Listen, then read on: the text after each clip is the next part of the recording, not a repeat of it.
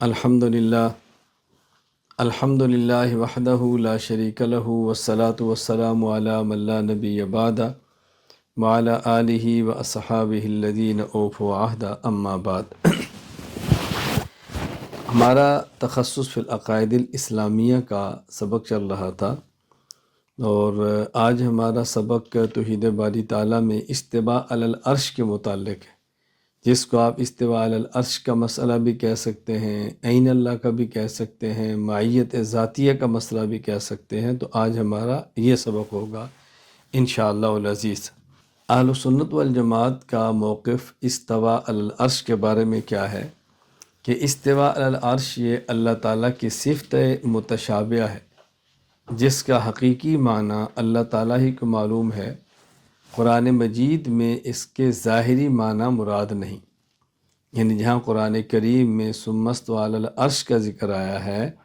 تو وہاں اس سے مراد اس کا ظاہری معنی نہیں ہے کہ اللہ تعالیٰ عرش پر رہتے ہیں یا عرش پر ٹھہرے ہوئے ہیں یا عرش پر بیٹھے ہوئے ہیں، نعوذ باللہ، یہ معنی اس کا نہیں ہے۔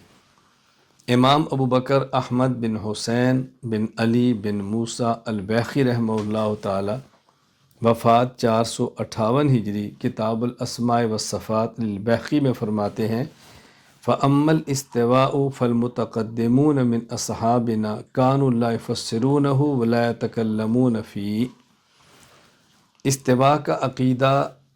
ایسا عقیدہ ہے کہ ہمارے متقدمین حضرات نہ تو اس کی تفسیر کرتے ہیں اور نہ ہی اس میں کوئی کلام فرماتے ہیں، بلکہ خاموش رہتے ہیں، کیونکہ صفت متشابہ ہے تو اس کی تفسیر کرنا تو ممکن نہیں ہے۔ یہاں ایک سوال اور اس کا جواب ذہن نشین فرما لیں۔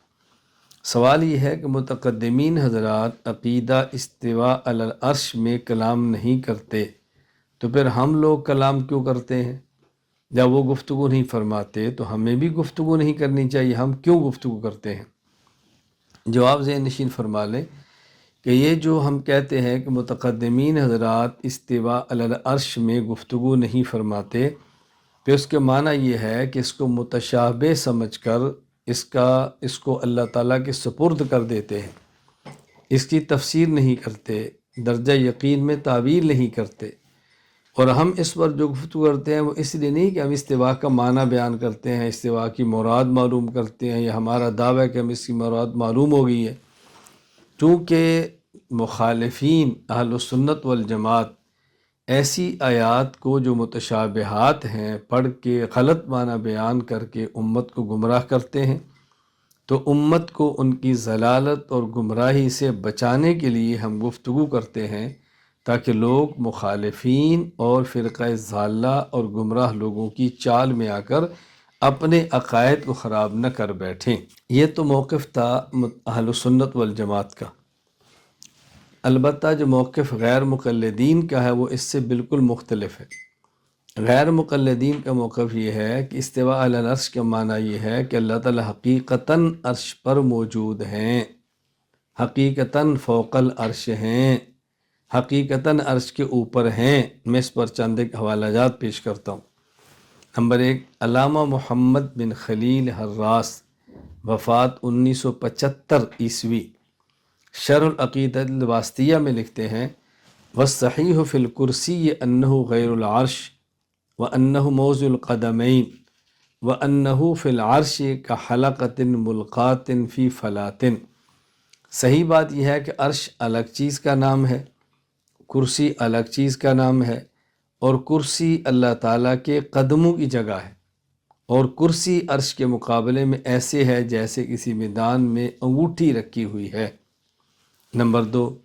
پروفیسر طالب الرحمن شاہ غیر مقلد، آئیے عقیدہ سیکھیے، اپنی کتاب میں لکھتے ہیں سوال، اللہ تعالیٰ کہاں ہے؟ جواب، اللہ تعالیٰ عرش پر ہے۔ غیر مقلد عالم محمد یحییٰ گوندلوی، ان کی کتاب عقیدہ مسلم، وہ اس میں لکھتے ہیں اللہ تعالیٰ عرش پر مستوی ہے، مگر معتزلہ اور ان کے ہم نوا احناف وغیرہ اللہ تعالیٰ کا مستوی علی العرش ہونا حقیقی معنوں میں تسلیم نہیں کرتے، بلکہ دیگر صفات کی طرح استواء کی بھی تعویل کرتے ہیں،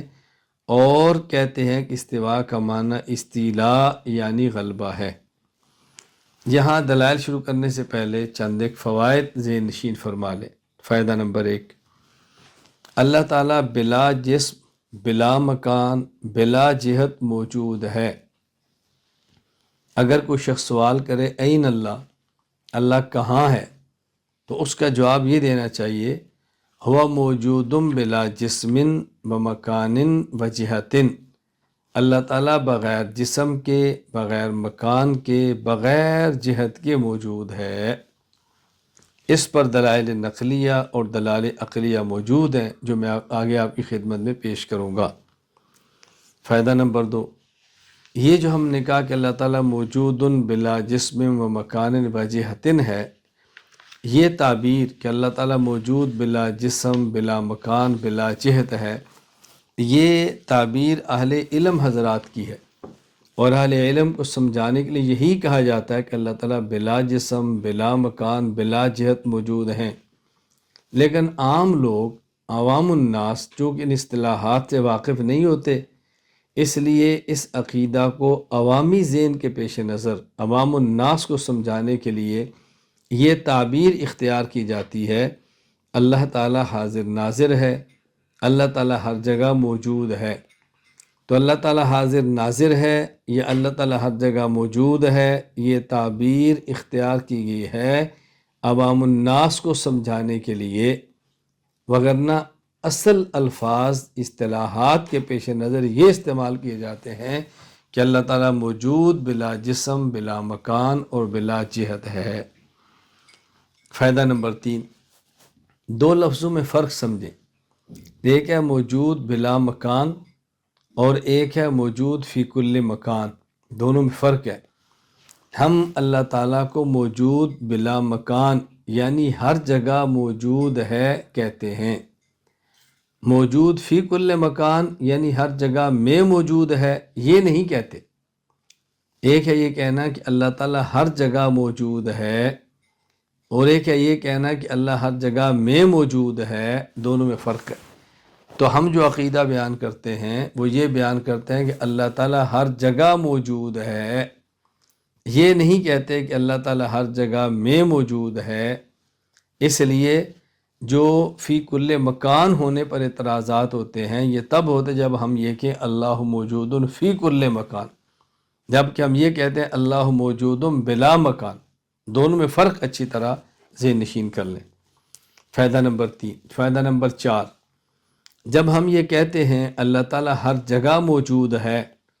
تو اس کا معنی یہ ہے کہ جب جگہ نہیں تھی اللہ تعالیٰ اس وقت بھی موجود تھے، جب جگہ ہے اللہ تعالیٰ اب بھی موجود ہیں،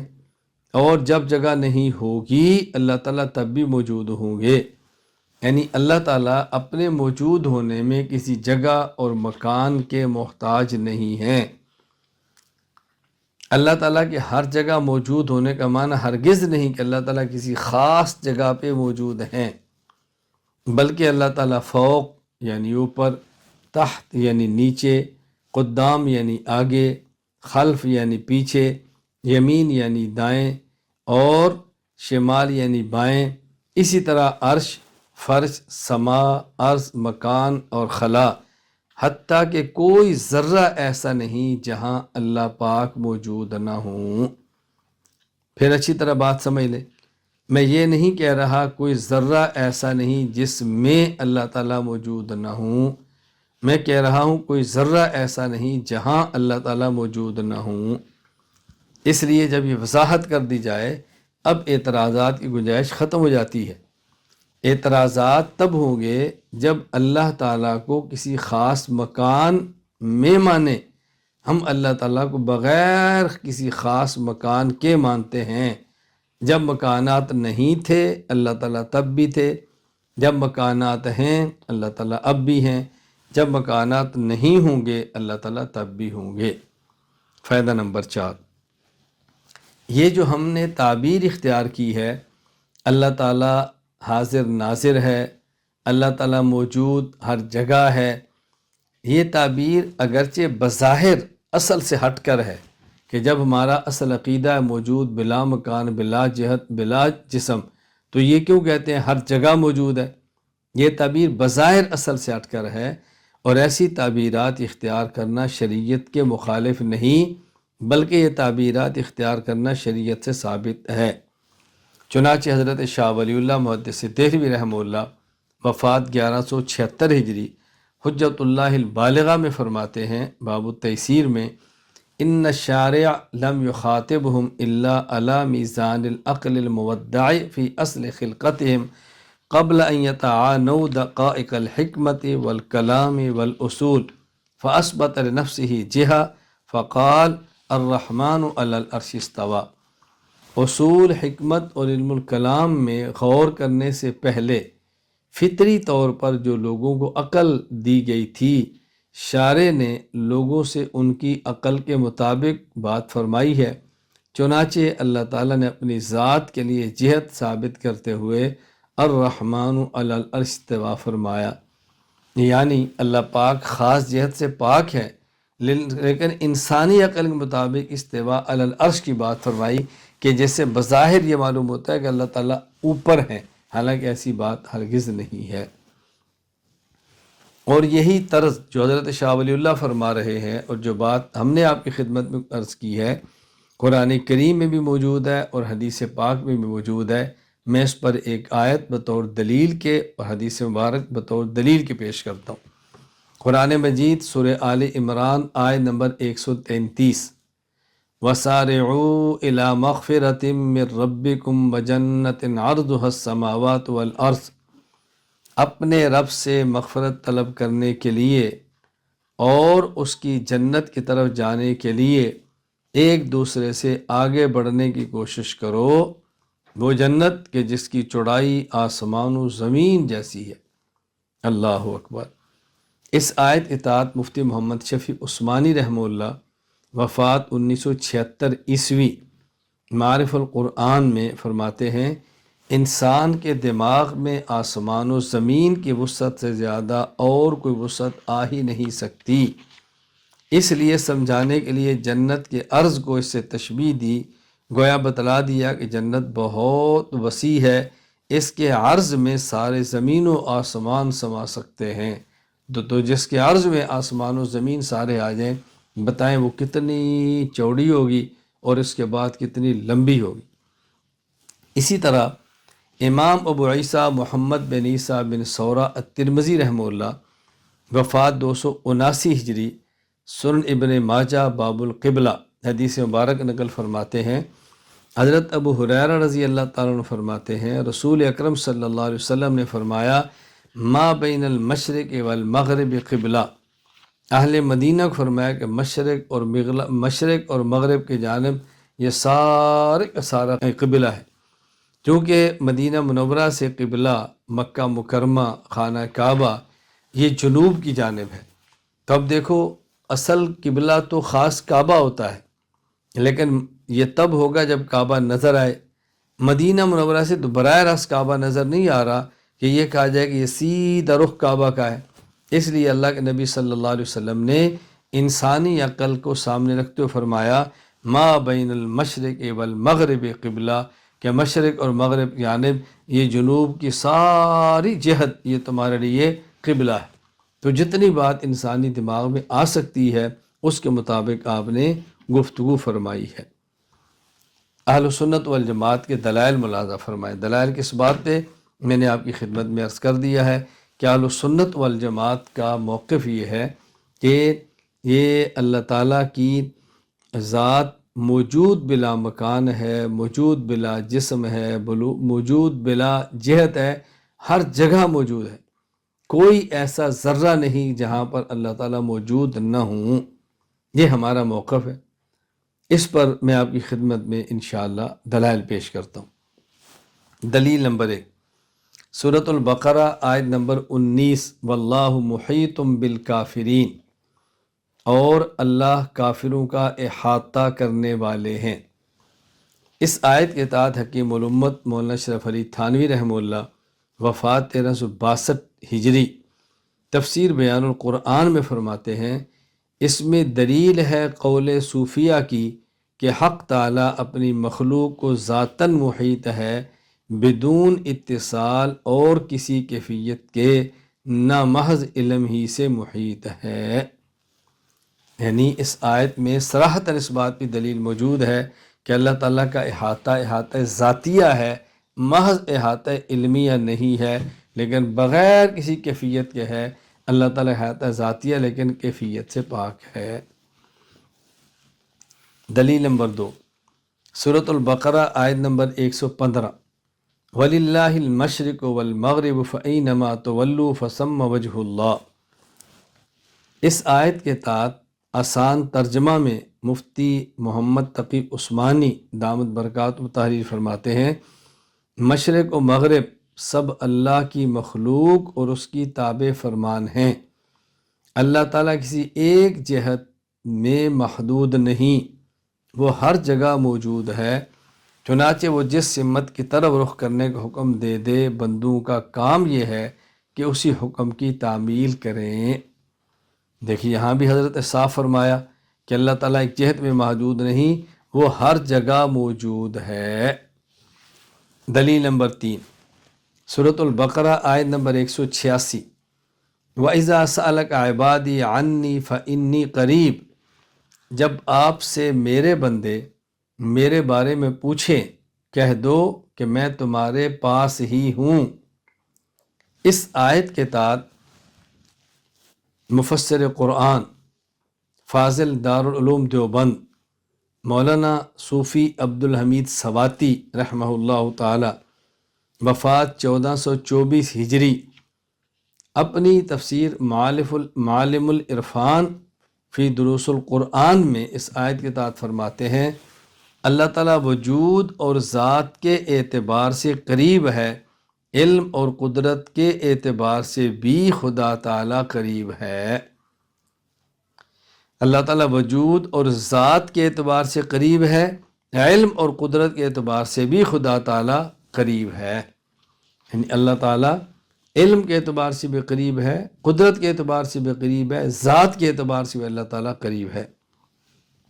یہاں ایک سوال اور اس کا جواب ملاحظہ فرما لیں۔ سوال یہ ہے، جب ہم بطور دلیل کی یہ آیت پیش کرتے ہیں وَإِذَا سَأَلَكَ عِبَادِي عَنِّي فَإِنِّي قَرِيبٌ، کہ جب میرے بندے میرے بارے میں پوچھیں تو بتاؤ کہ میں قریب ہوں، تو لوگ کہتے ہیں یہاں قریبن سے مراد قرب علمی ہے، قرب ذاتی نہیں۔ یعنی اللہ ہمارے قریب ہے ذات کے اعتبار سے نہیں بلکہ علم کے اعتبار سے، تو یہ قرب وصفی ہے، قرب علمی ہے، قرب ذاتی نہیں ہے۔ جواب نمبر 1، دیکھا جائے گا کہ سوال کس کے بارے میں ہے، پھر دیکھیں گے جواب کیا ہے۔ اگر تو سوال ہے اللہ کے علم اور قدرت کے بارے میں تو قریباً کا تعلق قدرت کے ساتھ ہوگا، اور اگر سوال اللہ کی ذات کے بارے میں ہے تو پھر قریباً کا تعلق اللہ کی ذات کے ساتھ ہوگا۔ ذرا قرآن کریم میں دیکھیں، وَإِذَا سَأَلَكَ عِبَادِي، جب آپ سے پوچھیں میرے بندے، عبادی یا ضمیر متکلم اللہ کی ذات، عنی میرے بارے میں، میرا علم نہیں میری ذات کے بارے میں، فإنی قریب تو میں، میری ذات یہ قریب ہے۔ تو جب سوال ذات کے بارے میں ہے تو جواب ذات کے بارے میں ہوگا۔ سوال ذات کے بارے میں ہو، جواب علم کے بارے میں ہو، تو بتاؤ سوال اور جواب میں مطابقت کیسی ہوگی؟ کوئی مجھ سے پوچھتا ہے کہ مولانا صاحب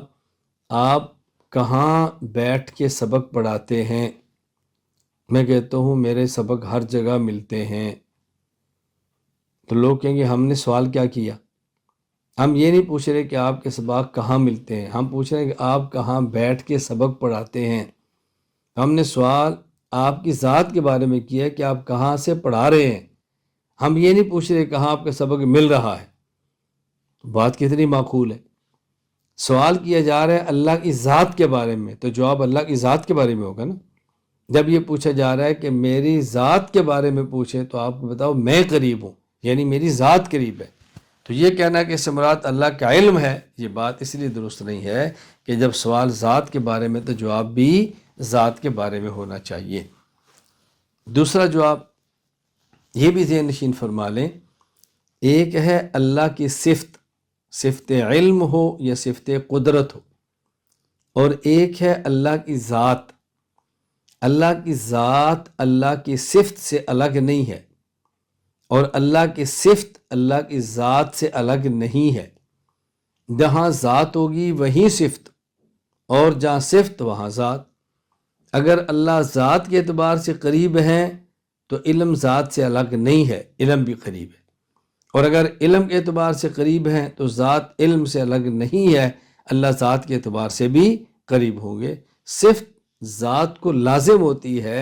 صفت ذات سے جدا نہیں ہوتی۔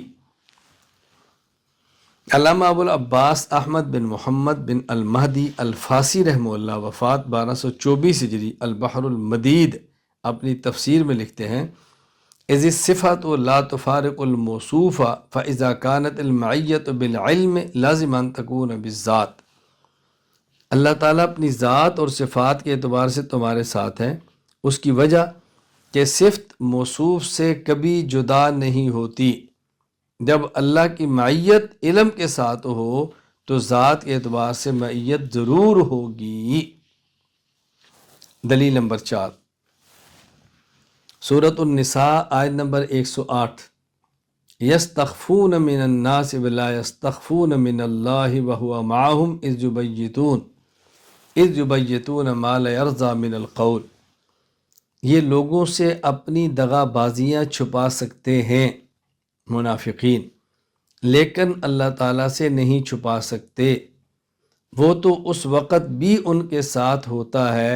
جب وہ راتوں کو اللہ کے ناپسندیدہ باتوں کے مشورے کر رہے ہوتے ہیں۔ یعنی جب یہ منافق رات کی تنہائی میں ایسی بات کا مشورہ کرتے ہیں جو اللہ کو پسند نہیں ہے، تو ان کو اتنی عقل نہیں کہ اللہ ساتھ ہے، اللہ کے علم میں ہم کیا کہہ رہے۔ اس آیت کے تحت امام اہل السنت والجماعت فاضل دارالعلوم دیوبند مولانا محمد سرفراز صفتر رحمہ اللہ تعالی،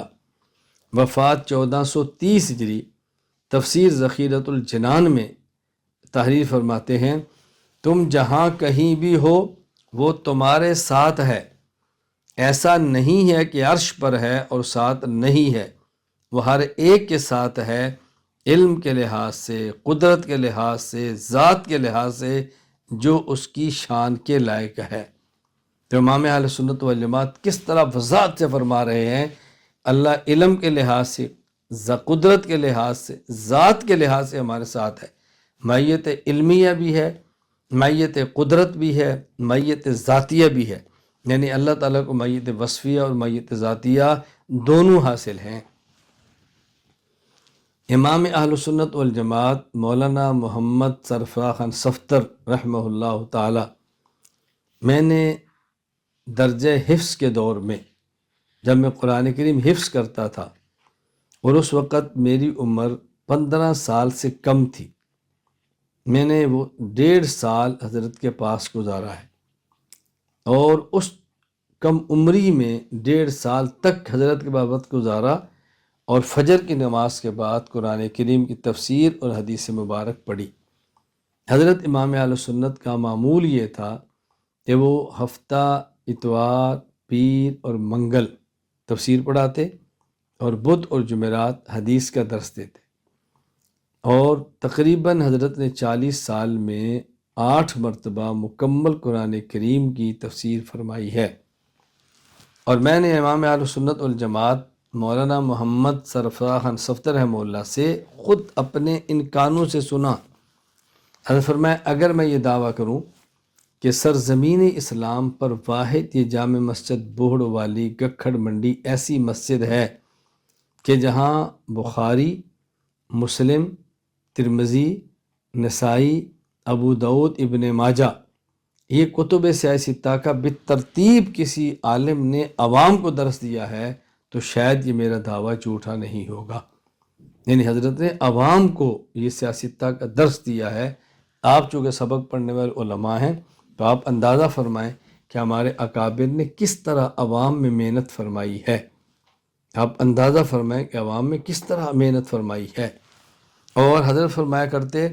کہ میں تفسیر قرآن کے لیے جب میرے سامنے اس مسجد میں 2 آدمی ان پڑھ بیٹھے ہوتے، اتنا ہی مطالعہ کر کے آتا جتنا میں آج دورہ تفسیر میں طلباء اور علماء کو تفسیر پڑھانے کے لیے مطالعہ کرتا ہوں۔ میں نے اس بنیاد پر مطالعہ کبھی کم نہیں کیا کہ میرے سامنے بیٹھنے والے دو ہیں اور وہ بھی غیر عالم ہیں۔ جس حد تک میں ایک بڑی تعداد میں علماء کرام کو تفسیر پڑھانے کے لیے مطالعہ کرتا ہوں، اسی طرح میں عوام الناس میں قرآن کریم کی تفسیر کے لیے مطالعہ کیا کرتا ہوں۔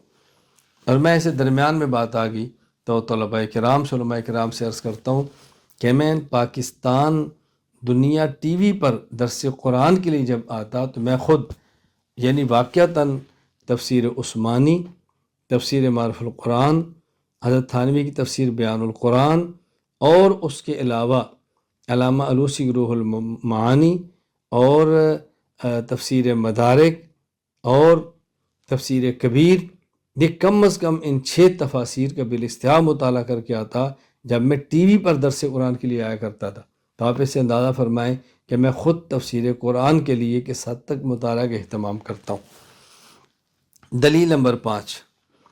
سورۃ الحدید آیت نمبر 4، وَهُوَ مَعَكُمْ أَيْنَمَا كُنْتُمْ وَاللَّهُ بِمَا تَعْمَلُونَ بَصِيرٌ، تم جہاں کہیں ہو وہ اللہ تمہارے ساتھ ہے اور جو کچھ تم کرتے ہو اللہ اس کو دیکھ رہا ہے۔ اس آیت کے تحت علامہ ابو الفاس احمد بن محمد بن المہدی الفاسی رحمہ اللہ وفات 1224 ہجری البحر المدید میں فرماتے ہیں، وَهُوَ مَعَكُمْ أَيْنَمَا كُنْتُمْ بِالْعِلْمِ وَالْقُدْرَةِ وَالْإِحَاطَةِ الذَّاتِيَّةِ، بالعلم بالقدرت والاحاطۃ الذاتیہ، تم جہاں ہو اللہ تمہارے ساتھ ہے۔ کیسے ساتھ ہے؟ علم بھی، قدرت بھی اور احاطہ ذاتیہ، اللہ تعالیٰ کا علم بھی تمہارے ساتھ ہے، اللہ تعالیٰ کی قدرت بھی تمہارے ساتھ ہے، اور خود اللہ تعالیٰ کی ذات بھی تمہارے ساتھ ہے۔ دلیل نمبر 6، سورۃ النحل آیت نمبر 128، ان اللہ مع الذین اتقوا والذین هم محسنون، بے شک اللہ ان لوگوں کے ساتھ ہے جو تقوی اختیار کرتے ہیں اور نیکی کرنے والے ہیں۔ مفسر قرآن قاضی ثناء اللہ پانی پتی رحمہ اللہ تعالی وفات 1225 ہجری اپنی تفسیر التفسیر المظہری میں ارشاد فرماتے ہیں، فاللہ معہم بالولایت والفضل والعون والنصر ومعیت ذاتیت لا کیف لہا، اللہ تعالیٰ دوستی، فضل و کرم، مدد و نصرت کے اعتبار سے ان کے ساتھ ہے، اور یہ معیت ذاتی ہے جس کی کوئی کیفیت نہیں۔ آپ اندازہ فرماؤ کس طرح صراحت کے ساتھ حضرت قاضی ثناء اللہ پانی پتی رحمہ اللہ فرماتے ہیں، وَمَعِيَّةٌ ذَاتِيَّةٌ لَا كَيْفَ لَهَا، وَمَعِيَّةٌ ذَاتِيَّةٌ لَا كَيْفَ لَهَا، اللہ کی معیت ذاتیہ ہے جس کی کوئی کیفیت نہیں ہے۔ یہاں میں درمیان میں ایک بات کہہ رہا ہوں، قاضی ثناء اللہ پانی پتی رحمہ اللہ تعالیٰ نے اپنی تفسیر کا نام التفسیر المظہری رکھا ہے۔ وجہ، حضرت قاضی ثناء اللہ پانی پتی رحمہ اللہ باوجود اس کے کہ اتنے بڑے عالم تھے کہ ان کو بحقی وقت کہا جاتا، بحقی ثانی کہا جاتا، کہ گویا دوسرے امام بحقی ہیں، لیکن یہ اپنے شیخ حضرت مرزا مظہر جان جانا رحمہ اللہ سے بیعت تھے۔ اپنے شیخ کی عظمت اور شیخ کی عقیدت اتنی تھی کہ اپنی تفسیر کو اپنے نام سے نہیں بلکہ اپنی تفسیر کو اپنے شیخ کے نام سے لکھا ہے۔ مصنف قاضی ثناء اللہ پانی پتی ہے، اور تفسیر کا نام التفسیر المظہری اپنے شیخ حضرت مرزا مظہر جان جانا رحمہ اللہ تعالیٰ کے نام کے ساتھ منسوب فرمایا ہے۔ کتنی بڑی بات ہے، اور کس طرح اپنے شیخ کی عقیدت کے اندر محو ہیں، اور کس طرح اپنے شیخ کی عقیدت کے اندر خود کو گم کیا ہے۔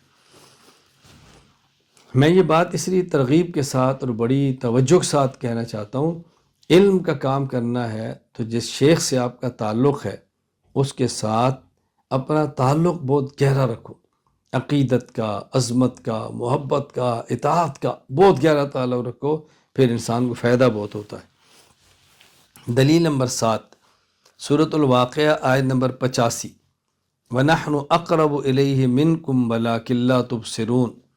تم سے زیادہ ہم اس کے قریب ہوتے ہیں لیکن تم دیکھتے نہیں۔ اس آیت کے تحت مفتی اعظم پاکستان مفتی محمد شفیع عثمانی رحمہ اللہ وفات 1396 ہجری اپنی تفسیر معارف القرآن میں فرماتے ہیں یا نحن، ہم سے مراد اللہ تعالیٰ ہیں۔ کہ یہ جو کہا نا کہ ہم،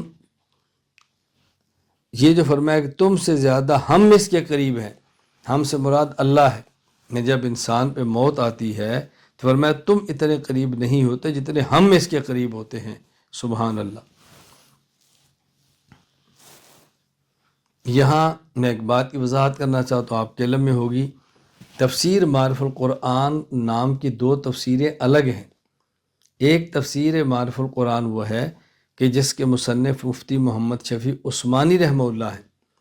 اور ایک تفسیر معارف القرآن وہ ہے کہ جس کے مصنف حضرت مولانا محمد ادریس کاندھلوی رحمہ اللہ تعالی ہیں، جامعہ اشرفیہ لاہور کے شیخ الحدیث۔ دونوں میں فرق یہ ہے، حضرت مولانا محمد ادریس کاندھلوی رحمہ اللہ کی تفسیر معارف القرآن کا طرز متکلمانہ ہے، علم الکلام اور عقائد کا رنگ غالب ہے، اور حضرت مفتی محمد شفیع رحمہ اللہ کی تفسیر میں علم الکلام کا رنگ غالب نہیں بلکہ مسائل کا رنگ غالب ہے۔ اور مفتی محمد شفیع رحمہ اللہ نے اس انداز میں تفسیر کی ہے کہ پہلے قرآن کریم کی تفسیر لی اور اس کا ترجمہ شیخ الہند کا لیا، اور اس کے بعد حضرت تھانوی کا بیان القرآن کا خلاصہ تفسیر لیا، اور اس کے بعد معارف و مسائل کے نام پر آپ نے مزید تفسیر اور تشریح فرمائی ہے۔ دلیل نمبر 8، سورہ قاف آیت نمبر 16، وَنَحْنُ أَقْرَبُ إِلَيْهِ مِنْ حَبْلِ الْوَرِيدِ، ہم اس کی شارک سے زیادہ قریب ہیں۔ یعنی اللہ فرما رہے ہیں کہ بندے کی شارک بندے کے اتنے قریب نہیں جتنا ہم اللہ اس بندے کے قریب ہیں۔ اس آیت کے تحت علامہ ناصر الدین ابو سعید عبداللہ بن عمر شیرازی البیضاوی رحمہ اللہ تعالی وفات 685 ہجری تفسیر البیضاوی میں فرماتے ہیں تجوز بقرب الذات لقرب العلم لأنہ موجبہ، اس مقام پر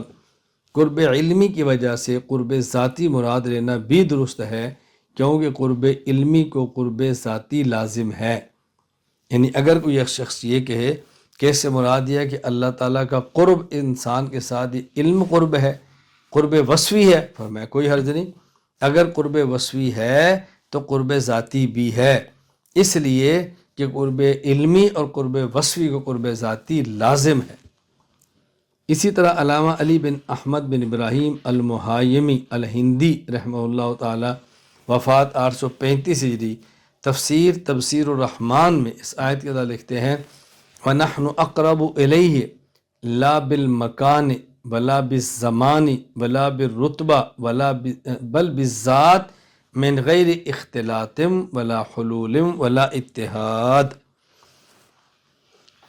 فرمایا کہ نحن اقرب الیہ، ہم اس بندے کی شارک سے زیادہ قریب ہیں۔ اللہ کا یہ جو قرب ہے یہ مکان، زمان اور مقام و رتبہ کے اعتبار سے نہیں بلکہ ذات کے اعتبار سے ہے، لیکن یہ قرب اختلاط، حلول اور اتحاد کے بغیر ہے، کیونکہ حلول اتحاد نہیں ہے۔ حلول اتحاد میں فرق کیا ہوتا ہے؟ اگر دو یا دو سے زائد چیزیں اکٹھی ہوں اور ہر ایک اپنا وجود برقرار بھی رکھے، اس کا نام ہے اتحاد۔ اور اگر دو یا دو سے زائد چیزیں اکٹھی ہوں، ان میں سے ایک کا وجود ختم ہو جائے، اسے کہتے ہیں حلول۔ دونوں کی مثال، جس طرح آپ آملیٹ تیار کرتے ہیں، آملیٹ میں گھی، انڈا، پیاز، ٹماٹر، سبز مرچ اور بھی چیز حسب ذائقہ ڈالتے ہوں گے، تو یہ آملیٹ ان چیزوں کا مجموعہ ہے، لیکن ہر ایک چیز کا وجود الگ الگ بھی ہے۔ انڈا بھی نظر آ رہا ہے، گھی بھی نظر آ رہا ہے، پیاز بھی نظر آ رہے ہیں، ٹماٹر بھی نظر آ رہے ہیں، ہری مرچ بھی نظر آ رہی ہے، الگ الگ لیکن ہیں اکٹھے، یہ اتحاد ہے۔ اور کوئی شخص پانی لیتا ہے اور اس میں شہد ملاتا ہے تو شہد اپنا وجود ہی ختم کر جاتی ہے، یا کوئی شخص پانی لیتا ہے اس میں شکر ڈالتا ہے، شکر اپنا وجود ختم کر جاتی ہے۔ اب یہ ہم کہیں گے کہ یہ شہد یہ شکر کا حلول ہوا ہے، یہ نہیں کہیں گے دونوں کا اتحاد ہوا ہے کہ دونوں اپنا وجود الگ الگ رکھے ہوئے۔ دلیل نمبر 9، وَهُوَ مَعَكُمْ، اچھا اسی طرح اس آیت کے تحت علامہ ابو العباس احمد بن محمد بن المہدی الفاسی رحمہ اللہ وفات 1224 ہجری البحر المدید اپنی تفسیر میں لکھتے ہیں وَنَحْنُ أَقْرَبُ إِلَيْهِ مِنْ حَبْلِ الْوَرِيدِ ای انا اقرب الی کل احد من عروق قلبہ، میں یعنی اللہ ہر شخص کی رگ جان سے بھی زیادہ قریب ہوں۔ وَهَذَا لِأَنَّ قیام الفعل بالصفات، اس کی وجہ ہے کہ فعل یعنی قریب ہونے کا قیام صفات کے ذریعہ ہوتا ہے۔ وَالصِّفَاتُ لَا تُفَارِقُ الذات، اور صفات ذات سے جدا نہیں ہوتی۔ فالقرب بالعلم والقدرہ، تو یہاں جو قرب ہے وہ علم اور قدرت صفات کے اعتبار سے ہے۔ وتستلزم القرب بالذات، جو قرب ذاتی کو مستلزم ہے، یعنی قرب تو قرب وصفی ہے لیکن قرب وصفی قرب ذاتی کو لازم ہوتا ہے۔ دلیل نمبر 9 سورۃ الحدید آیت نمبر 4 وَهُوَ مَعَكُمْ أَيْنَمَا كُنْتُمْ وَاللَّهُ بِمَا تَعْمَلُونَ بَصِيرٌ، تم جہاں کہیں ہو وہ اللہ تمہارے ساتھ ہے اور جو کچھ تم کرتے ہو اللہ اس کو دیکھ رہا ہے۔ اس آیت کے تحت علامہ ابو العباس احمد بن محمد بن المہدی الفاسی رحمہ اللہ وفات 1224 ہجری تحریر فرماتے ہیں تفسیر البحر المدید میں وَهُوَ مَعَكُمْ أَيْنَمَا كُنْتُمْ بِالْعِلْمِ وَالْقُدْرَةِ وَالْإِحَاطَةِ الذَّاتِيَّةِ، تم جہاں کہیں ہو اللہ تمہارے ساتھ ہے، یعنی اللہ تعالیٰ اپنے علم، قدرت اور احاطہ ذاتی کے اعتبار سے تمہارے ساتھ ہے۔ علامہ الفاسی رحمۃ اللہ علیہ البحر المدید میں مزید یوں لکھتے ہیں وَمَعَكُمْ أَيْنَمَا كُنْتُمْ بِذَاتِهِ وَصِفَاتِهِ عَلَىٰ مَا يَلِيقُ بِجَلَالِ قُدْسِهِ وَكَمَالِ كِبْرِيَائِهِ، تم جہاں کہیں ہو اللہ تعالیٰ اپنی ذات اور صفات کے اعتبار سے تمہارے ساتھ ہے جیسا کہ اس کی عظمت شان اور کمال کبریائی کے لائق ہے۔ اذ الصفۃ لا تفارق الموصوف فاذا كانت المعیۃ بالعلم لازم ان تكون بالذات فافهم وسلم ان لم تذق، اس کی وجہ یہ کہ صفت موصوف سے کبھی جدا نہیں ہوتی۔ جب اللہ کی معیت علم کے ساتھ ہو تو ذات کے اعتبار سے معیت ضرور ہوگی، اس بات کو خوب سمجھ لو، اور اگر ذوق سلیم نہ ہو تو خدا کے سپرد کر دیجئے۔ سبحان اللہ۔ فرماتے ہیں وسلم ان لم تذق،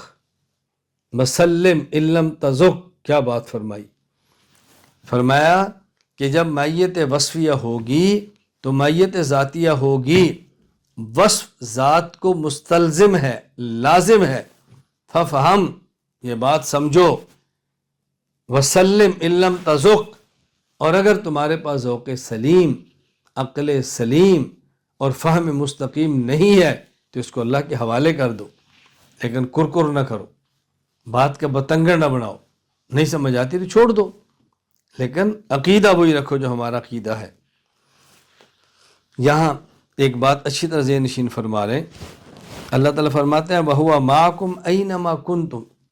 وہ تمہارے ساتھ ہے، یہاں ہوا ہے، اور ہوا ضمیر ذات کے لیے ہے جو راجع بسوء اللہ، اللہ کی طرف ہے، یعنی ہوا سے مراد ہے وہ یعنی اللہ۔ اس سے معیت ذاتیہ ثابت ہوتی ہے، اس کی وجہ یہ ہے کہ ہوا ضمیر ذات کے لیے ہے، اگر ہوا سے علم مراد رہے تو یہ تعویل ہے، لہٰذا ہوا سے بلا تعویل معیت ذاتیہ ہے، اور اس سے مراد علم لینا یہ معیت بالتعویل ہے، یہ بالتعویل ہے، اور ہم بلا تعویل مان رہے ہیں، تعویل نہیں کر رہے۔ دلیل نمبر 8 سورۃ المجادلہ آیت نمبر 7 ما یکون من نجوى ثلاثۃ الا هو رابعهم ولا خمسۃ الا هو سادسهم ولا ادنى من ذلك ولا اکثر الا هو معهم اینما كانوا، کبھی 3 آدمیوں میں کوئی سرگوشی ایسی نہیں ہوتی جس میں چوتھا وہ اللہ نہ ہو، اور نہ 5 آدمیوں کی کوئی سرگوشی ایسی ہوتی ہے جس میں چھٹا وہ نہ ہو، اور چاہے سرگوشی کرنے والے سے کم ہوں یا زیادہ، وہ جہاں بھی ہوں اللہ ان کے ساتھ ہوتا ہے۔ اس آیت کے تحت مفسر قرآن قاضی ثناء اللہ پانی پتی رحمہ اللہ تعالی وفات 1225 ہجری التفسیر مظہری میں فرماتے ہیں اللہ تعالی جائلہم اربعتم من حیث انہو معہم معیتا غیر متکیفہ، جب وہ 3 ہوں تو اللہ تعالیٰ ان کے ساتھ ہو کر ان کو 4 بنا دیتے ہیں، اور اللہ تعالیٰ کی یہ معیت بے کیف ہوتی ہے۔ دیکھو یہاں بھی معیت ذاتیہ ہے۔ فاضل دارالعلوم دیوبند امام اہل سنت والجماعت مولانا محمد سرفراز خان صفتر رحمہ اللہ تعالی وفات 1430 ہجری اس آیت کی تفسیر میں فرماتے ہیں اللہ تعالیٰ کی معیت کہ اللہ تعالیٰ ہر ایک کے ساتھ ہے، اس کے ظاہر پر ایمان رکھنا چاہیے، اور معیت کی کیفیت پر غور و خوض نہیں کرنا چاہیے، اور نظریہ رکھنا چاہیے کہ اللہ تعالیٰ ہر ایک کے ساتھ ہے کما یلیق بشانہ، جیسا کہ اس کی شان کے لائق ہے۔ یہ حضرت نے بات تفسیر ذخیرۃ الجنان میں فرمائی ہے۔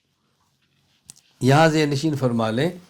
کہ حضرت امام اہل سنت کی اصل جو تفسیر ہے یہ دروس ہیں جو آپ نے بعد نماز فجر دیے ہیں چائے مسر بورڈ والی گکھڑ منڈی میں، جس کو میں نے 1.5 سال تک سنا ہے، اور وہ جو پنجابی زبان میں آپ کے دروس تھے ان کو باقاعدہ اردو میں لکھا حضرت ہی کے شاگرد مولانا محمد نواز بلوچ گجرانوالہ کے، جن کا اپنا مدرسہ ریحان المدارس ہے، انہوں نے اس تفسیر کا نام لکھا ہے تفسیر ذخیرۃ الجنان۔ یہاں بھی بات نشین فرما لیں کہ یہ جو فرمائے اللہ ہوا معہم، 3 ہو تو چوتھا اللہ، 5 ہو تو چھٹا اللہ، ہوا رابعہم، ہوا سادسہم، ہوا معہم، یہ ہوا ضمیر ذات کے لیے ہے جو اللہ تعالیٰ کی طرف راجع ہے۔ ہوا رابعہم، ہوا سادسہم، ہوا معہم اینما کانوا، لہذا اس سے معیت ذاتیہ بلا تعویل اور بلا کیفیت ثابت ہو رہی ہے۔ اللہ تعالیٰ ہر جگہ موجود ہے۔ میں نے قرآن کریم کی 10 آیات پیش کی ہیں، اور 10 آیات میں سے کوئی آیت بھی ایسی نہیں کہ جس کے تحت میں نے اہل سنت والجماعت کے ممتاز کسی مفسر کا نام نہ لیا ہو۔ تو گویا اللہ تعالیٰ کی ذات ہر جگہ موجود ہے۔ میں نے اس میں 10 آیات کریمہ پیش کی ہیں، اور ان 10 آیت کریمہ کے تحت ان کی تفسیر بیان کی ہے، تو یہ متفقہ موقف ہے اہل سنت والجماعت کا، گویا کہ اللہ تعالیٰ کی ذات ہر جگہ موجود ہے۔ کوئی اگر یہ کہتا ہے یا کسی نے لکھا ہے کہ اللہ تعالیٰ علم کے اعتبار سے قریب ہے، اللہ تعالیٰ قدرت کے اعتبار سے قریب ہے، تو ہمارے موقف کے خلاف نہیں ہے، اس لیے کہ علم اللہ کی صفت ہے، قدرت اللہ کی صفت ہے، اور صفت اپنے موصوف کو لازم ہوتی ہے۔ اگر اللہ کا علم ہر جگہ مانیں گے تو اللہ کی ذات کو ہر جگہ ماننا پڑے گا،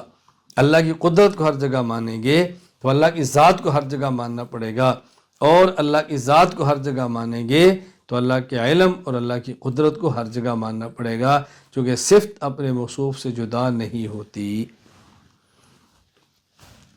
اب میں آپ کی خدمت میں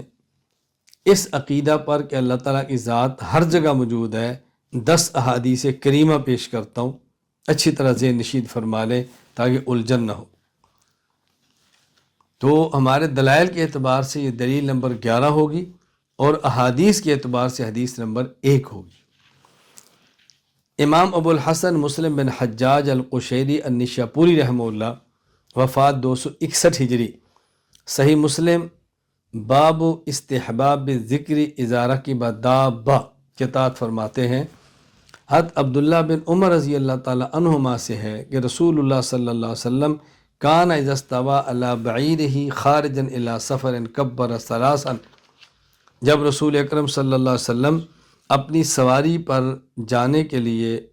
اپنی سواری پر سفر پہ جانے کے لیے سوار ہوتے، اونٹ پر سوار ہوتے، تو آپ 3 بار یہ دعا پڑھتے۔ پہلے 3 بار اللہ اکبر فرماتے اور پھر یہ دعا پڑھتے، سبحان الذی سخر لنا ھذا وما كنا له مقرنین وانا الی ربنا لمنقلبون، اللہم نسألک فی سفرنا ھذا البر والتقوى ومن العمل ما ترضى، اللہم ہون علینا سفرنا ھذا واطوِ عنا بعدنا، اللہم انت الصاحب فی السفر والخلیفۃ فی الاہل۔ ہماری دلیل کی بنیاد یہ دو جملے ہیں جو حدیث پاک میں ہیں، اللہم انت الصاحب فی السفر والخلیفۃ فی الاہل، اے اللہ آپ سفر میں بھی ہمارے ساتھ ہیں اور آپ گھر میں بھی موجود ہیں۔ تو یہاں انت ضمیر ہے جو کہ ذات کے لیے ہے، لہذا اس سے بغیر کسی طویل کے مائیت ذاتیہ ثابت ہو رہی ہے۔ یہاں ایک بات کی میں وضاحت کرتا ہوں، ذرا اس کو ذہن نشین فرما لیں، وہ یہ کہ جب سفر پہ جائیں، ایک ہے گھر سے نکلتے وقت دعا، ایک ہے سواری کی دعا، اور ایک ہے سفر کی دعا۔ یہ تین دعائیں الگ ہیں۔ گھر سے نکلنا ہے تو بسم اللہ توکلت علی اللہ، یہ پڑھ کے گھر سے نکلنا ہے، اور سواری پر سوار ہونے سے پہلے آپ چاہیں تو دعائے سفر پڑھ سکتے ہیں، اللہم انا نسألک فی سفر ھذا البر والتقوی ومن العمل ما تحب وترضى، ابھی جو آپ نے دعا پڑھی ہے مختلف الفاظ احادیث میں منقول ہے۔ اور پھر جب سواری پر سوار ہوں تو سواری کی دعا پڑھ لیں۔ یہ بات نشین فرما لیں، دعائے سفر اور دعائے سواری، اس میں فرق یہ ہے کہ جب ہم گھر سے نکلیں گے کسی بھی منزل کے سفر کے لیے، اس مقام تک پہنچنے کے لیے دعائے سفر کو بار بار پڑھنے کی ضرورت نہیں، ایک بار پڑھ لینا کافی ہے۔ ہاں البتہ جو دعائے سواری ہے وہ جب ایک سواری پر سوار ہوں پھر دعا پڑھیں، پھر بدل کے دوسری پر جائیں تو پھر پڑھیں۔ مثلا آپ گھر سے نکلتے ہیں، گاڑی پر بیٹھتے ہیں، ایئرپورٹ پر جاتے ہیں تو گاڑی پر بیٹھتے دعا پڑھ لیں۔ وہاں ایئرپورٹ پر جا کر آپ بسا اوقات اترتے ہیں اور ایئرپورٹ میں داخل ہوتے ہیں، وہاں سے ایئرپورٹ کی بس ہوتی ہے جو جہاز تک لے کر جاتی ہے، پھر دعا پڑھ لیں۔ پھر جہاز پر بیٹھ رہے ہیں پھر دعا پڑھ لیں۔ پھر جب جہاز سے اتریں آگے بس پر بیٹھیں پھر دعا پڑھ لیں۔ آگے جب لیگیج کی جگہ پر جائیں اور وہاں جا کر اپنی گاڑی یا سواری پر بیٹھیں پھر دعا پڑھ لیں۔ تو دعائے سواری تو آپ کئی بار پڑھیں گے، لیکن دعائے سفر گھر سے جب نکلیں گے تو ایک بار ہی پڑھیں گے۔ یہ دونوں میں فرق ذہن نشین فرما لیں۔ دلیل نمبر 12، حدیث نمبر 2، امام ابو الحسن مسلم بن حجاج القشیری النشاپوری رحمہ اللہ، وفات 261 ہجری، اور امام ابو حاتم محمد بن حبان بن احمد بن حبان التمیمی رحمہ اللہ، وفات 354 ہجری۔ صحیح مسلم باب فضل عیادت المریض، صحیح ابن حبان حدیث نمبر 269۔ حضرت ابو ہریرہ رضی اللہ تعالیٰ عنہ فرماتے ہیں کہ رسول اللہ صلی اللہ علیہ وسلم نے فرمایا، ان اللہ عز وجل یقول یوم القیامت یا ابن آدم، اللہ قیامت کے دن فرمائیں گے اے ابن آدم، مرضت فلم تعودنی، میں بیمار ہوا تھا اور تو نے میری بیمار پرسی نہیں کی تھی۔ وہ کہے گا یا رب کیف اعودک وانت رب العالمین، اے اللہ آپ تو رب العالمین ہیں، آپ کی میں بیمار پرسی کیسے کرتا؟ اللہ فرمائیں گے اما علمت ان عبدی فلانا مرض فلم تعودہ، کیا تجھے علم ہے کہ میرا فلاں بندہ بیمار تھا اور تو نے اس کی بیمار پرسی نہیں کی تھی؟ وہ کہے گا اللہ اکبر۔ پھر آگے کیا فرمایا؟ اللہ فرمائیں گے اما علمت انک لو عدتہ لوجدتنی عندہ، کیا تجھے علم ہے اگر تو اس میرے بندے کی بیمار پرسی کرتا تو مجھے بھی وہیں پاتا؟ اب دیکھو لوجدتنی عندہ، تو مجھے وہاں پاتا، یہ نی یا ضمیر متکلم ہے، ضمیر ذات ہے، جیسے بغیر کسی تعویل کے اللہ تعالیٰ کی مائیت ذاتیہ ثابت ہو رہی ہے۔ دلیل نمبر 13، حدیث نمبر 3، امام ابو عیسیٰ محمد بن عیسیٰ بن ثورہ ترمذی رحمہ اللہ، وفات 279 ہجری، جامع ترمذی باب ما جاء فی رحمت الناس،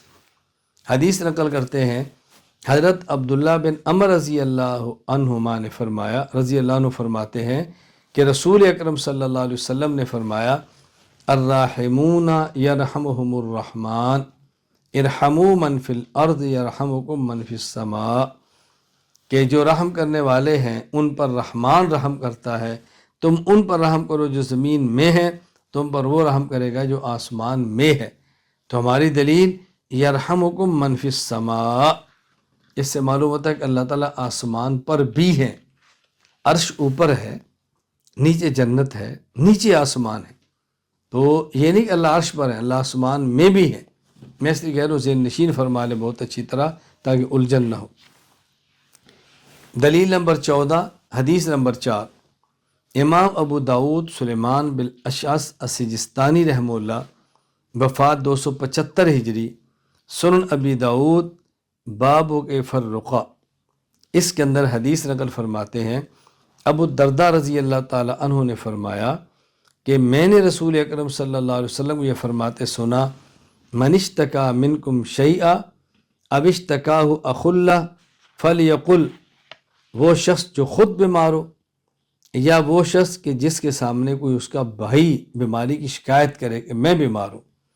اور جو یہ دعا پڑھے ربنا اللہ الذی فی السماء، ہمارا رب اللہ ہے جو آسمان میں ہے، تقدس اسمک، اے اللہ آپ کا نام پاک ہے، امرک فی السماء والارض، آپ کا اختیار آسمان و زمین میں چلتا ہے، کما رحمتک فی السماء فاجعل رحمتک فی الارض، اے اللہ جس طرح آسمانوں میں آپ کی رحمت ہے اسی طرح زمین میں بھی آپ اپنی رحمت کو نازل فرما، اغفر لنا حوبنا وخطایانا، اے اللہ ہمارے گناہوں کو معاف فرما دے، ہماری کوتاہیوں کو معاف فرما دے، انت رب الطیبین، اے اللہ آپ پاکیزہ لوگوں کے رب ہیں، انزل رحمتا من رحمتک، اے اللہ اپنی رحمت میں سے ایسی رحمت نازل فرما، وشفاء من شفائک علی ھذا الوجہ، اور اس بیماری پر اپنی شفا میں ایسی شفا نازل فرما، فیا برا، تاکہ یہ بیماری درست ہو جائے۔ اللہ اکبر۔ یہ دعا نبی پاک صلی اللہ علیہ وسلم نے سکھائی ہے۔ اب دیکھو ہماری دلیل اس حدیث پاک میں ہے ربنا اللہ الذی فی السماء، ہمارا رب اللہ ہے جو آسمان میں ہے، اوپر عرش، پھر علیین، جنت، پھر آسمان۔ تو معلوم ہوا کہ آسمان بہت نیچے ہے، اس سے ثابت ہوا کہ اللہ تعالیٰ کی معیت ذاتیہ ہے، یعنی ہر جگہ اللہ تعالیٰ موجود ہے۔ دلیل نمبر 15، حدیث نمبر 5، امام ابو عیسیٰ محمد بن عیسیٰ بن سورہ الترمذی رحمہ اللہ، وفات 279 ہجری، سنن ترمذی، تفسیر سورۃ الحدید، حضرت ابو ہریرہ رضی اللہ تعالیٰ عنہ فرماتے ہیں بینما نبی اللہ صلی اللہ علیہ وسلم جالس و اصحاب، ایک مرتبہ رسول اکرم صلی اللہ علیہ وسلم تشریف فرماتے، صحابہ کرام بھی تھے، آپ مجلس میں اکٹھے تھے، اس میں آپ نے ایک بات فرمائی والذی نفس محمد بیدی لو انکم دلیتم بحبل الی الارض السفلی لہبط علی اللہ، میں قسم اٹھا کر یہ بات کہہ رہا ہوں، حضور فرماتے ہیں قسم اٹھا کر یہ بات کہہ رہا ہوں، اگر تم ایک رسی سب سے نیچے والی زمین پر ڈالو گے وہ رسی بھی اللہ کے پاس پہنچے گی، لو دلیتم بحبل الی الارض السفلی لہبط علی اللہ، اگر تم سب سے نچلی زمین پر بھی رسی ڈالو گے تو ڈول ڈالو گے، رسی ڈالو گے، وہ رسی بھی اللہ کے پاس جائے گی۔ اب دیکھو رسی کا زمین کے نیچے جا کر بھی اللہ تعالیٰ کے پاس جانا اس بات کی دلیل ہے کہ اللہ تعالیٰ صرف عرش پر نہیں، اللہ تعالیٰ وہاں بھی ہیں۔ دلیل نمبر 16، حدیث نمبر 6، حضرت امام ابو الحسن مسلم بن حجاج القشیری النیشاپوری رحمہ اللہ، وفات 261 ہجری، صحیح مسلم باب استحباب خفض صوت بذکر کے تحت حدیث لاتے ہیں، حضرت ابو موسیٰ اشعری رضی اللہ عنہ فرماتے ہیں کنہ مع النبی صلی اللہ علیہ وسلم فی سفر، ہم رسول اکرم صلی اللہ علیہ وسلم کے ساتھ ایک سفر میں تھے، فجعل الناس یجہرون بالتکبیر، لوگوں نے اونچی آواز سے اللہ اکبر کہنا شروع کیا، فقال النبی صلی اللہ علیہ وسلم، رسول اکرم صلی اللہ علیہ وسلم فرمایا ایھا الناس اربعوا علی انفسکم، اے لوگو اپنی ذات پر ترس کھاؤ، رحم کھاؤ، انکم لیس تدعون اصم ولا غائبا انکم تدعونہ سمیعا قریبا وہو معکم، اے لوگو اپنی جان پر نرمی کرو، سختی نہ کرو، تم ایسے اللہ کو نہیں پکار رہے جو بہرا ہے، نہ ہی ایسے اللہ کو پکار رہے جو تم سے دور ہے، تم اس اللہ کو پکارتے ہو سمیعاً جو سنتا ہے، قریباً وہ قریب ہے، وہ معکم اور تمہارے ساتھ ہے، سمیعاً سے مراد قرب علمی ہے، اللہ تعالیٰ جانتا ہے، سنتا ہے، اور قریباً سے مراد قرب ذاتی ہے کہ اللہ تعالیٰ ذات کے اعتبار سے قریب ہے، اور مزید وضاحت ہوا معکم، ہوا ضمیر ہے جو کہ ذات کے لیے ہے، اور معکم سے مراد معیت ہے، تو اس سے صاف صاف بلا کیفیت اور بلا طویل معیت ذاتیہ ثابت ہو رہی ہے۔ دلیل نمبر 17، حدیث نمبر 7، امام ابو بکر احمد بن حسین بن علی بن موسیٰ البحقی رحمہ اللہ، وفات 458 ہجری، السنن الکبریٰ للبحقی، باب لا یأخذ الساعی، شعب الایمان للبحقی، باب فی الزکاة۔ حضرت عبداللہ بن معاویہ الغازری رضی اللہ تعالیٰ عنہ فرماتے ہیں کہ رسول اکرم صلی اللہ علیہ وسلم فرمایا، ثلاث من فعلہن فقد طعم طعم الایمان، 3 خصلتیں جس میں موجود ہوں تو گویا اس شخص نے ایمان کی لذت چکھ لی ہے، ایمان کی حلاوت چکھ لی ہے، ایمان کی مٹھاس کو پا لیا ہے۔ ان میں ایک، من عبد اللہ وحدہ فإنہ لا الہ الا اللہ، نمبر 1 جو اللہ کی اکیلی ذات کی عبادت کرے چونکہ اللہ کے ساتھ کوئی شریک نہیں ہے۔ وآتا زکوٰۃ مالہ طیبۃ بہا نفس رافدۃ علیہ فی کل عام، نمبر 2 وہ شخص جو ہر سال اپنی زکوٰۃ ادا کرے اور خوشی سے دے، رغبت سے دے، مجبور ہو کر نہ دے۔ نمبر 3 وزکى عبد النفس، اور وہ شخص جو اپنا تزکیہ کرے، اپنے آپ کو پاک اور صاف کرے، وہ شخص جس میں یہ 3 خصلتیں اور عادات موجود ہوں۔ نمبر 1 اللہ کی عبادت کرے، ہر سال رغبت اور طیب خاطر سے زکوٰۃ دے اور اپنی اصلاح کرے، اپنا تزکیہ کرے، تو یہ شخص ایمان کا مزہ چکھے گا۔ ایک شخص نے پوچھا، ما تزکیۃ المرء نفسہ یا رسول اللہ، کوئی بندہ اپنا تزکیہ کرے، اپنی اصلاح کرے، اس کا مطلب کیا یا رسول اللہ؟ آپ نے فرمایا،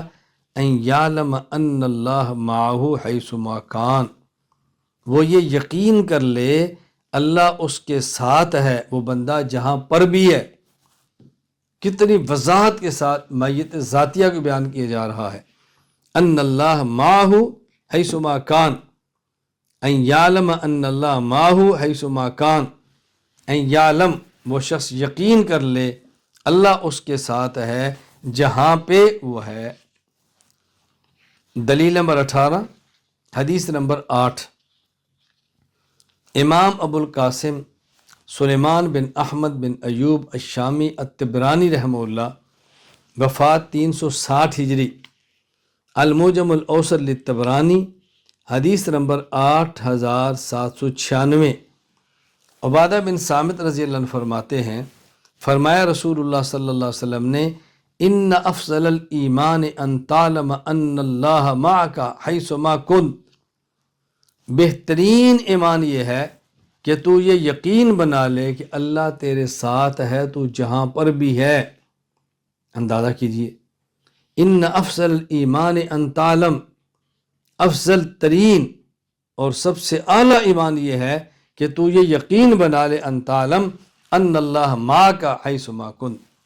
دیکھو اللہ اس میں ذات ہے، اور ان اللہ معک حیث ما کنت سے صراحتاً بغیر تعویل کے معیت ذاتیہ ثابت ہو رہی ہے، کوئی الجھن کی بات نہیں ہے۔ دلیل نمبر 19، حدیث نمبر 9،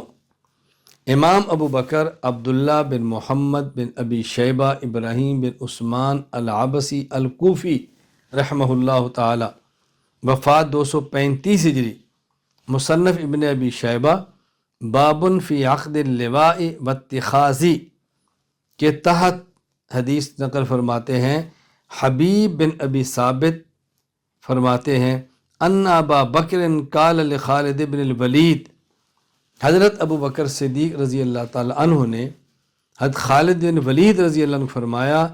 ائتنی برمحک، تم اپنا نیزہ لے کر آؤ، اپنا نیزہ لاؤ۔ حضرت خالد اپنا نیزہ لائے، فعقد لہ لواءً، صدیق اکبر رضی اللہ تعالیٰ عنہ نے خود حضرت خالد کے جھنڈے کو باندھا، نیزے پہ خود جھنڈے کو باندھا، پھر کیا فرمایا، سر فإن اللہ معک، اے خالد تم جاؤ، اللہ تمہارے ساتھ ہے۔ کتنی صراحتاً یہ دلیل ہے معیت ذاتیہ پر، اور بغیر تعویل اور بغیر کسی کیفیت کے اور بغیر کسی الجھن کے۔ دلیل نمبر 20، حدیث نمبر 10، امام ابو القاسم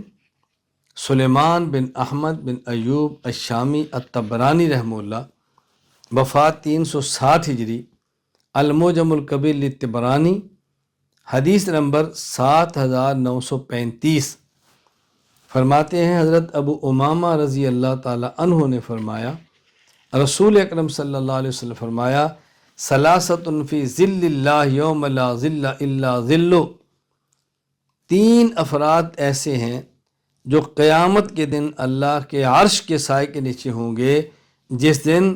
اللہ کے عرش کے علاوہ کوئی سایہ نہیں ہوگا۔ وہ 3 افراد کون سے ہیں؟ نمبر 1، رجل حیث توجہ علم ان اللہ معہ، جو شخص جہاں بھی جائے یہ عقیدہ رکھے کہ اللہ اس کے ساتھ ہے۔ جو شخص جہاں بھی جائے یہ عقیدہ رکھے کہ اللہ اس کے ساتھ ہے۔ رجل توجہ، رجل حیث توجہ علم ان اللہ معہ۔ نمبر 2، ورجل دعته امرأة الى نفسها فتركها من خشیت اللہ، دوسرا وہ شخص جسے کوئی عورت برائی کے لیے، بدکاری کے لیے دعوت دے اور وہ اللہ کے خوف سے اسے چھوڑ دے۔ اللہ اکبر، وہ اللہ کے خوف سے اسے چھوڑ دے۔ نمبر 3، ورجل احب بجلال اللہ عز وجل، وہ شخص جو کسی دوسرے انسان سے اللہ کی عظمت اور جلال کے پیش نظر محبت کرے، یعنی اپنے ذاتی مفاد، اپنی ذاتی غرض کے لیے نہیں، اللہ کے لیے جو پیار کرے، اللہ ایسے 3 آدمیوں کو اپنے عرش کا سایہ اس دن عطا فرمائیں گے کہ جس دن اللہ کے عرش کے علاوہ کوئی اور سایہ موجود نہیں ہوگا۔ یہاں دیکھو کتنی صراحتاً دلیل موجود ہے اس بات کی، رجل حیث توجہ علم ان اللہ معہ، کہ وہ شخص جو کہیں متوجہ ہو تو وہ یقین رکھے اللہ اس کے ساتھ ہے۔ ان اللہ معہ، یہاں سے معیت ذاتیہ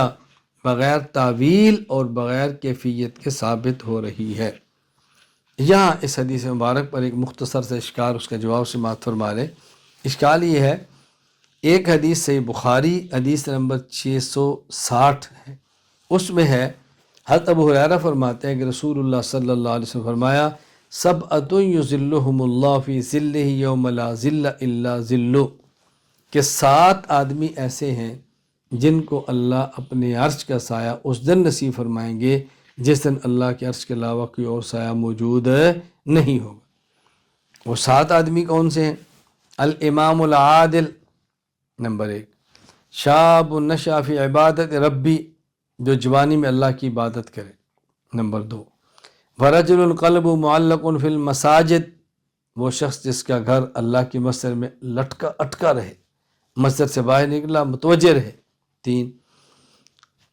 ورجلان تحابا فی اللہ اجتمع علیہ وتفرقا علیہ، وہ 2 لوگ جو اللہ کے لیے اکٹھے ہوں، اللہ کے لیے الگ ہو جائیں، 4، ورجل طلبته امرأة ذات منصب وجمال فقال انی اخاف اللہ،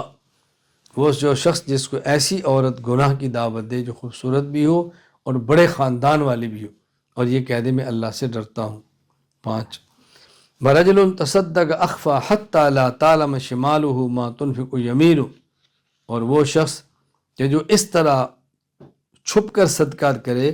کہ اس کا دایاں ہاتھ صدقہ کرے اور بائیں کو پتہ بھی نہ چلے، نمبر 6، ورجل ذکر اللہ خالیا ففاضت عیناہ، وہ شخص جو خلوت میں اللہ کا نام لے اور اس کی آنکھوں سے آنسو بہہ پڑے۔ یہ 7 آدمی ہیں جن کو اللہ قیامت کے عرش کا سایہ نصیب فرمائے گا۔ اور ابھی بطور دلیل کے جو آپ نے حدیث پڑھی ہے، اس کو اگر دیکھا جائے تو اس میں تو 7 آدمی ہیں، اور پہلے جو حدیث ہم نے پڑھی اس میں، یعنی اس حدیث میں 7 ہیں، اور جو وہ تدلیل کہ آپ نے پیش کی اس میں 3 کا تذکرہ ہے۔ تو بظاہر حدیثوں میں تعارض ہے، جو آپ ذہن نشین فرما لیں کہ یہ جو 7 ہے یا ایک حدیث میں 3 ہے، ان میں تعارض نہیں،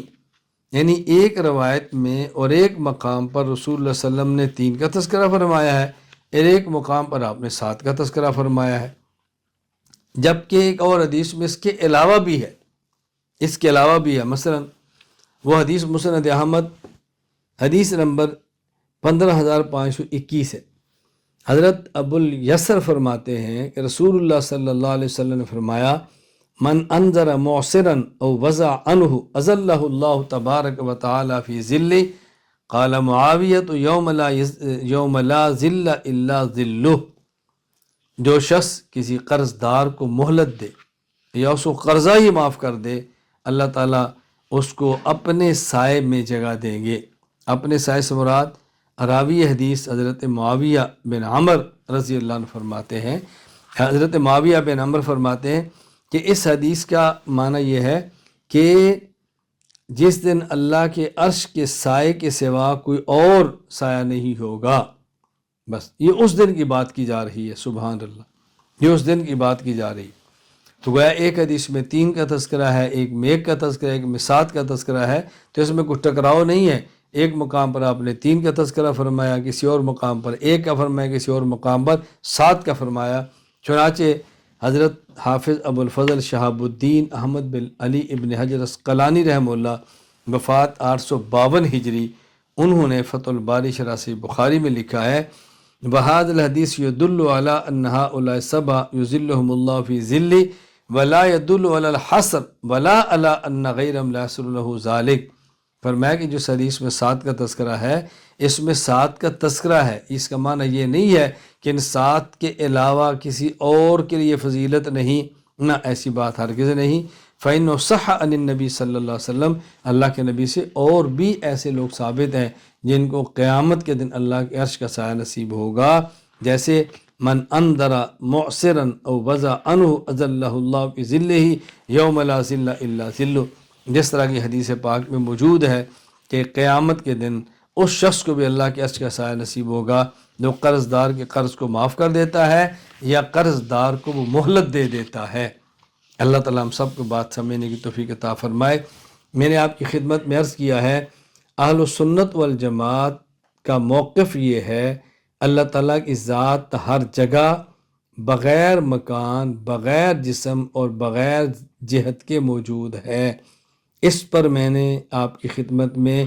10 آیات قرآنیہ پیش کی ہیں اور 10 احادیث نبویہ پیش کی ہیں۔ باقی دلائل عقلی وہ انشاءاللہ ہم کل اگلے سبق میں پیش کریں گے، پھر مد مخالف کے دلائل پیش کریں گے، اپنے موقع پر ہونے والے تمام اشکالات کے جواب دیں گے اور اس مسئلے کو کھول دیا جائے گا تاکہ کوئی الجھن باقی نہ رہے۔ اللہ تعالیٰ مجھے اور آپ سب کو عقیدہ پڑھنے کی، سمجھنے کی، سمجھانے کی اور اس کو عام کرنے کی توفیق عطا فرمائے۔ وآخر دعوانا ان الحمد للہ رب العالمین۔